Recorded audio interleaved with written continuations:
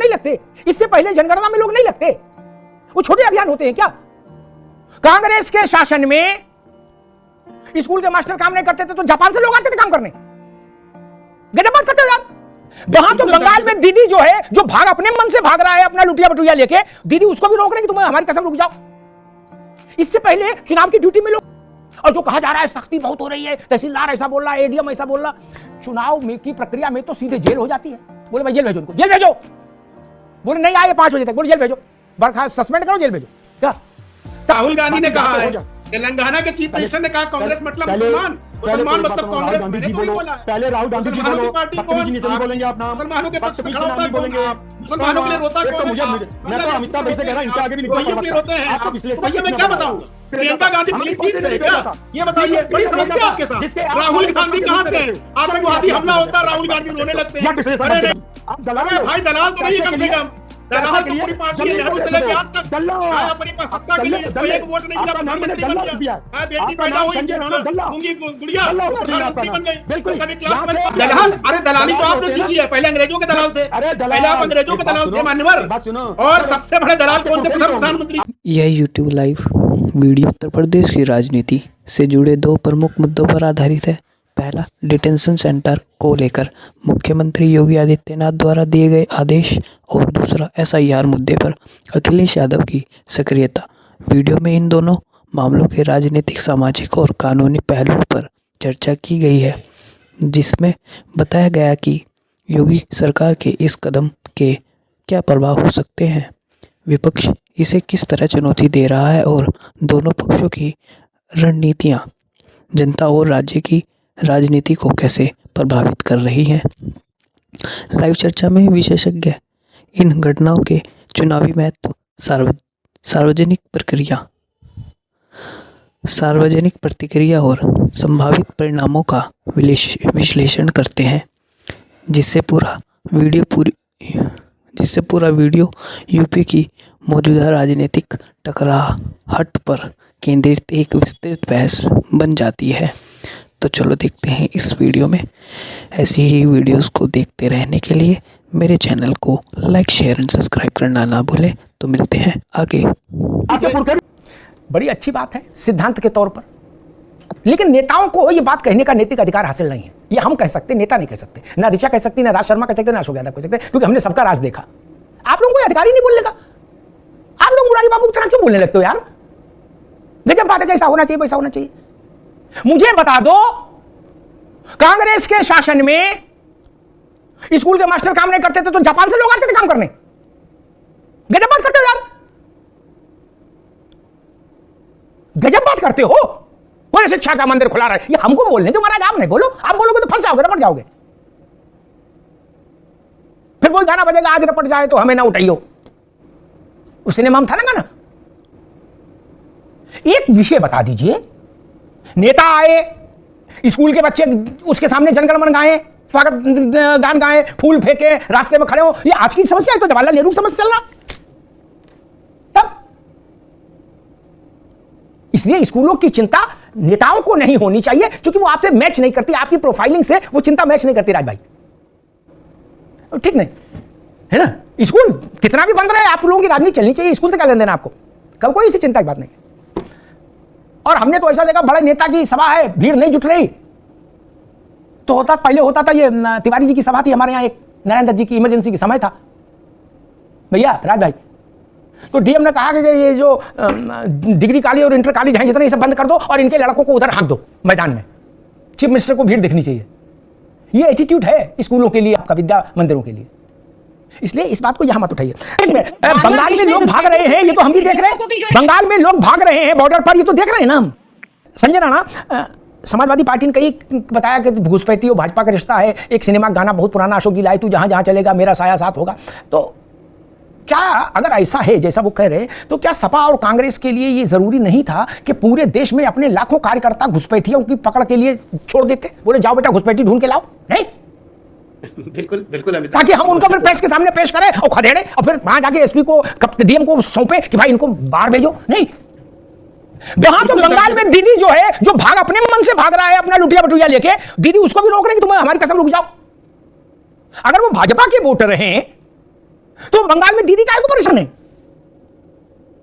बिल्कुल आपने सही कहा। देखिए अभी इन्होंने बहुत अच्छा गाना गाया है जो पिताजी के जमाने का है, भाजपा के साथ होगा पता किसके साथ होगा। देखिए सिंपल सी बात हो, जब इन घुसपैठियों पे ठुकाई होगी तब हमारे यहाँ मातम मनाई होगी। तो उनके ऊपर भी गाना सही होता है। मातम कौन मनाता है भाई? इन पे कार्रवाई होती तो मातम मनाने दोनों पार्टी आ जाती हैं। देखिए दो हमारे बड़े भाई लोग बैठे हैं यहाँ पे, इन्होंने एक अच्छी बात बोली कि भाई बीएलओ पे बड़ा प्रेशर, कोई आके डांट देता है तो बेचारे आत्महत्या कर लेते हैं। भैया राहुल गांधी तो 95 चुनाव हार गए, रोज ट्विटर पे सुनाए जाते हैं, हर जगह दौड़ाए जाते हैं, अभी तक तो विदेश में काहे नहीं कुछ कर ले रहे। देखो एक तर्क होना चाहिए, तर्कात्मक बात होनी चाहिए, बिना तर्क की बातें नहीं करनी चाहिए। अभी बताइए अगर चाहे रोहिंग्या हो चाहे घुसपैठिया हो, इस देश का दुश्मन है और सबको पता है जो घुसपैठिया होते हैं वो किस बिरादरी से आते हैं और किसके वोटर हैं, बताने की जरूरत नहीं है। दोनों पार्टी 20% वोट के लिए मातम मनाती रहती है, बिल्कुल लाइन में खड़ी रहती है सजदा करने के लिए। तो देखिए अपने अगर कार्रवाई हो रही है, हम कहते हैं वो जो भी रोहिंग्या आया, जो भी विदेशी देश में आए हुए हैं और इलीगल तरीके से रह रहे हैं, कहीं ना कहीं हमारे संसाधनों को दुरुपयोग कर रहे हैं, हमारे संसाधनों को छीन रहे हैं, तो हमें एकजुट होकर खड़ा हो जाना चाहिए, उनके विरुद्ध कार्रवाई करनी चाहिए। और आपने एकदम सही कहा कि अगर भाई भारतीय जनता पार्टी उनके साथ खड़ी है, उनके लिए वोटर कार्ड बना रही है, तो आपसे बड़ा देशभक्त कौन है? एक तो 150 साल पुरानी पार्टी है, आगे खड़ी हो जाए। अरे एक उत्तर प्रदेश की सबसे बड़ी, दूसरी सबसे बड़ी पार्टी, वो भी आगे खड़ी हो जाए थाने कचहरी में। तो बातें तो सब लोग कर रहे हैं लेकिन कोई करना नहीं चाहता, क्योंकि दोनों का साथ कहीं ना कहीं आतंकवादियों के साथ होता है। तो यही समस्या है, जब साथ दोगे गलत लोगों का, लोगों पर प्रश्न उठाए जाएंगे। भाई एसआईआर हो रहा है, एसआईआर पहले भी होता था। अभी हमारे एक मित्र बोले थे अमिताभ जी की 20 दिन का टाइम मिला। ये बताइए 2003 में एक बार एसआईआर जब हुआ था, उस समय ना एआई था ना टेलीफोन कनेक्शन हुआ करता, यानी 3G 4G की बात कर रहे हैं, टेक्नोलॉजी था, तब हम एक महीने में गिनती कर लेते थे। आज सब कुछ होने के बाद 20-22 दिन में आपको कम पड़ रहा है। आप बोल रहे हैं पूरे मेरे क्षेत्र में देख लो, मेरे मंडल में नहीं मिलेगा। अरे भाई साहब मैं नोएडा में जहां बैठे, जहां अमिताभ जी बैठे, यही ढूंढा जाए कम से कम 10,000 मिल जाएंगे रोहिंग्या। तो देखिए ऐसा है, इलीगल के शकल पर नहीं लिखा है, इलीगल है, माथे पे टप्पा नहीं लगा हुआ है। उसकी जांच होनी चाहिए, उसकी पड़ताल होनी चाहिए, उनको रिपोर्ट करना चाहिए। जो डिटेंशन सेंटर बनना उसमें रुदारी नहीं होनी चाहिए। डिटेंशन सेंटर जरूरी है भाई, आतंकवादी तो है नहीं, इनको कहीं रख देंगे, जेल में भर देंगे। उनके लिए एक जगह होनी चाहिए जहां पर मनुष्य को रखा जाए, उसके बाद प्रोसेस को फॉलो करके बाहर कर दिया। लेकिन अमिताभ जी एक चीज और मैं बोलना चाहता हूं, भारतीय जनता पार्टी को इस समय बोलने से ज्यादा काम करना चाहिए। अगर उनको लगता है रोहिंग्या है तो उनको चिन्हित करके देश में इस तरह से इलीगल माइग्रेंट को रखने की जगह नहीं है। हमारी अपनी जनसंख्या, हम दूसरों को बैठा के खिलाने के लिए नहीं बैठे हुए, हम कमाएं और ये खाएं। भैया सबसे ज्यादा कौन फायदा ले रहा है? कोई ना कोई कम्युनिटी ले रही है ना, तो भाई टैक्स तो हम ही दे रहे हैं, तो हम अपने टैक्स यानी हम सब दे रहे हैं। आप ठीक है राज शर्मा जी, तू कहता है कागज लेखी, मैं कहता हूं आंखन देखी। बीएलओ के दो उदाहरण मेरे सामने हैं। एक जहां मैं रहता हूं उस सोसाइटी में सहजतापूर्वक बीएलओ आए, कागज पत्र फार्म लेके, कई लोग जो वहां उपलब्ध थे वो उनसे वहीं की वहीं मिले। एक कम्युनिटी हॉल है हमारे यहाँ, वहां वो बैठे, कहीं से केला आ गया, कहीं से चाय आ गई, सब लोग आते रहे, बातें फार्म बढ़ते रहे, और जिनके नहीं बट पाए 2-4-5 घंटे में, वो उन्होंने आरडब्ल्यूए को हैंडओवर कर दिया कि आप दे दीजिए, और बता दिया कि इस नियत समय पर हम आएंगे, वापस ले जाएंगे। दूसरा मेरा वाहन चालक है, वो गाजियाबाद में, पुराने गाजियाबाद में रहता है, उसके यहां भी बीएलओ बिना आत्महत्या के खौफ के आए, फार्म दे गए, 2 दिन बाद आके भरा हुआ फार्म ले गए और अपना मोबाइल नंबर भी दे गए, कोई दिक्कत हो तो बेटा इस पे फोन कर लेना। दोनों जगह मैंने किसी के चेहरे पर ऐसा नहीं सुना कि उनके चेहरे पर मृत्यु का खौफ तैर रहा हो। ये पहली बार हो रहा है क्या? इससे पहले चुनाव की ड्यूटी में लोग नहीं लगते, इससे पहले जनगणना में लोग नहीं लगते, वो छोटे अभियान होते हैं क्या? और जो कहा जा रहा है सख्ती बहुत हो रही है, तहसीलदार ऐसा बोल रहा है, एडीएम ऐसा बोल रहा, चुनाव में की प्रक्रिया में तो सीधे जेल हो जाती है। बोले भाई जेल भेजो उनको, जेल भेजो। बोले नहीं आए 5 बजे तक, बोले जेल भेजो, बर्खास्त सस्पेंड करो, जेल भेजो। क्या तब भी आपने कभी सुना कि चुनाव की प्रक्रिया में 10,000 लोगों ने आत्महत्या कर ली, बोले क्योंकि रिटर्निंग ऑफिसर ने उनको डांट दिया, वो सिर्फ 2 घंटा लेट आए थे चुनाव में? ऐसा सुना कभी? 85 लाख करोड़ों लोग को वोट कराते हैं, 85 लाख लोग लगते, तब करोड़ों लोग वोट कर पाते हैं। राज शर्मा जी, रात में 1 बजे तक ईवीएम जमा होती है लाइन में लग के, 1 बजे तक। सुबह 3 बजे का आया आदमी, ये मैं व्यक्तिगत अनुभव से बता रहा हूं अपने परिवार के, सुबह 3 बजे गाड़ी में बैठा जो व्यक्ति, वो अगले दिन 2 बजे रात में गिरा आके, क्या आत्महत्या नहीं सुना मैंने? राज भाई देखिए, मैं पहली बात तो आपकी पहली बार की बात की टर्म की बात कहता हूं कि आपने कहा था स्कूल तब भी बंद होते थे। नहीं, बिल्कुल नहीं होते थे। स्कूल के बाद या उनके पीरियड कम कर दिए जाते थे। बीएलओ जो टीचर होता था वो स्कूल जाता था, उसके बाद वो काम करता था। पहला ये जवाब है। ये बिल्कुल गलत है कि स्कूल बंद हुए हो, मुझे याद नहीं कभी स्कूल बंद हुए हो। मैं भी कोई 2000 अरे नेताओं की सभा के लिए स्कूल बंद करा दिए जाते हैं भैया, आप कहां की बात कर रहे हो? मैं बीएलओ की बात, मुझे नेताओं की सभा की बात नहीं करनी। अब मैं दूसरी बात कह रहा हूं। ऐसा नहीं होता कि आप अपने मन से चुनो कि इसमें हम फंस सकते हैं, इसलिए बात नहीं करेंगे दूसरे का। अब आपने यहाँ, अब बताइए, अब मैं बात कह रहा कौन माइका लाल है? किस पार्टी के नेता ने कहा कि अगर कोई बांग्लादेशी, पाकिस्तानी, अमेरिकन, कोई भी हो, अमेरिकन तो यहाँ एडजस्ट नहीं हो पाते। राहुल गांधी ने कहा है, तेलंगाना के चीफ मिनिस्टर ने कहा कांग्रेस मतलब मुसलमान, मुसलमान मतलब कांग्रेस। मैंने तो नहीं बोला। पहले राहुल गांधी जी बोलो, बदतमीजी नहीं बोलेंगे आप, नाम मुसलमानों के पक्ष में खड़ा होता बोलेंगे, मुसलमानों के लिए रोता कौन है? मुझे, मैं तो अमिताभ भाई से कह रहा हूं, इनके आगे भी रोते हैं आप, भैया मैं क्या बताऊंगा?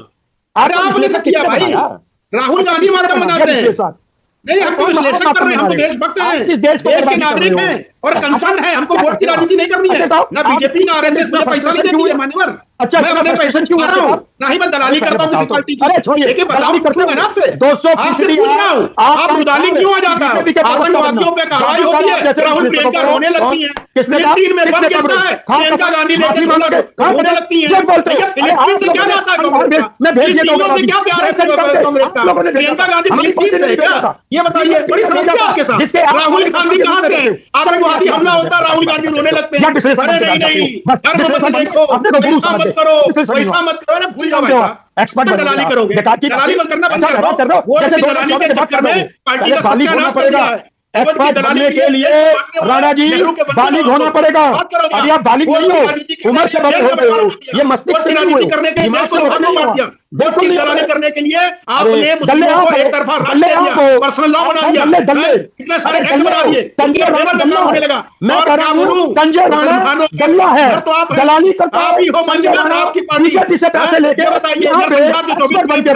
संजय राणा कांग्रेस को बोल दिया, गल्ला है। मैं कह रहा आप दल्ला और संजय राणा जी, आप दलाल भाई, दलाल तो नहीं कम से कम, दलाल तो पूरी पार्टी है, नेहरू से लेके आज तक दल्ला अपनी सत्ता के लिए इसको एक वोट नहीं मिला, प्रधानमंत्री बन गया, बेटी पैदा हुई, गूंगी गुड़िया प्रधानमंत्री बन गई, बिल्कुल कभी क्लास में पास नहीं हुआ, गुलाम हो, यहाँ से गुलाम हो, नेता बन गया, यहाँ से गुलाम हो, क्या बन रहा है? आप कितने पढ़े हो? दलाली कर दो, आप कितने पढ़े हो? दलाली करोगे, आपके नेता गए, विदेश गए, सन्यासी गुफा लेके आए वहां से, यहाँ से सुप्रीम कोर्ट बोलेंगे विदेश गए, बम का इंतजार करो, बारे में गए सकते हो आप, विदेश गए हैं आपके नेता, घूम रहे हो, भूल गए हो भैया, देश की दलाली मत करो। वोट के दलाल हो आप लोग, वोट के लिए देश को बेच देने वाले दलाल हो। देश का सबसे बड़ा दल्ला संजय राणा, पार्टी का देश का सबसे बड़ा दल्ला, उसको डुबो दिया, देश का सबसे बड़ा दल्ला संजय राणा। दोनों राज शर्मा जी को भी, संजय जी को, दोनों में तो लोग हुए। राज शर्मा जी, व्यक्तिगत आक्षेप नहीं करिए, विचार पर तर्क ऊपर बात हो। व्यक्तिगत आक्षेप ठीक नहीं लगता, ये बहस के स्तर को गिराता है। व्यक्तिगत आक्षेप मत करिए, आप उनको कहेंगे, वो आपको कुछ कहेंगे, फिर गाली गलौज शुरू हो जाएगी थोड़ी देर बाद।